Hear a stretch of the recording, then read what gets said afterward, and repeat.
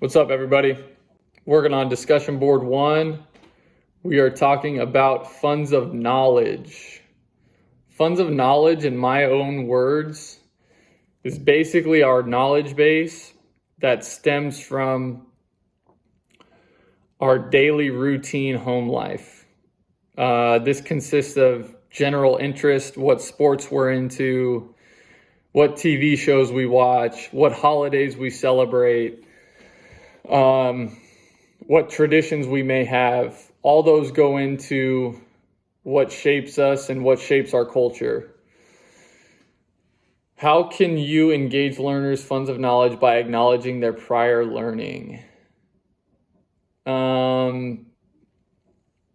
This question for me is basically how can I learn more about each student individually? So some things I can do would be, number one, just make sure the whole class is included, no matter what the assignment is, whether it's having them write on note cards what their interests are, or anything that I spoke about before, any of those traditions, beliefs, anything that helps shape their identity. They can write that on a note card. I can construct a worksheet to try to generate those answers. I could also just have a class discussion, put everybody in a circle and have them go over what their favorite sports are, what their favorite foods are. Those are all ways to engage and get to know more about the funds of knowledge of the entire classroom. Your video reflection should address a specific Common Core standard and how you would build upon students' interest to seek engagement. We spoke a little bit on the Zoom call about a couple of these. One is the class inclusion, making sure everybody feels valued, making sure everybody feels like they have a voice. Aside from that, kind of inviting failure, letting the students know that failure is not a bad thing. I can definitely relate to this. I have a baseball background. It's what shaped a lot of my identity and who I am today. And I played a sport where failure was very prominent. I got drafted by the White Sox out of high school and played in the minor leagues as a young teenager, and realized that getting to the big leagues is not that easy.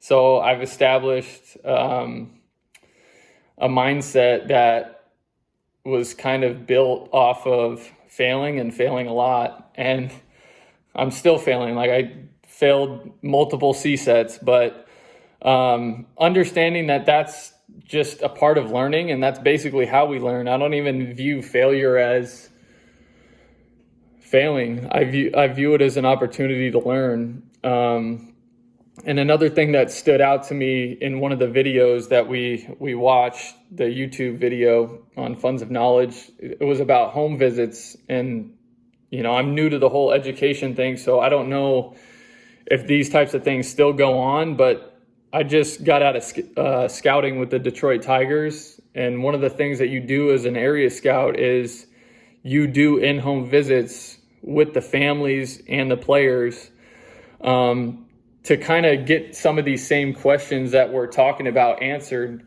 What is this player, what kind of work ethic does he have? What's he going to do when failure sets in? And just, what makes him who he or she is today?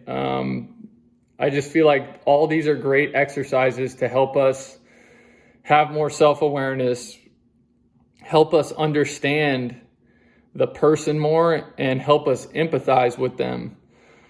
One thing that we can't forget as educators is, the fact that we don't know what some of these kids are going home to. We don't know the backgrounds. We don't know what goes on after the bell rings. So yeah, those are just some of the things to remember. I know I may sound like a broken record here, but I think to answer that question in the discussion board, I think a lot of it is just like class inclusion and, making students understand that there is no wrong answer. The classroom is a safe space for them to engage and have a voice. So let me know what you guys think, and I will get back to you on the discussion board, and I'll see you next week on Zoom on Monday night. Thanks.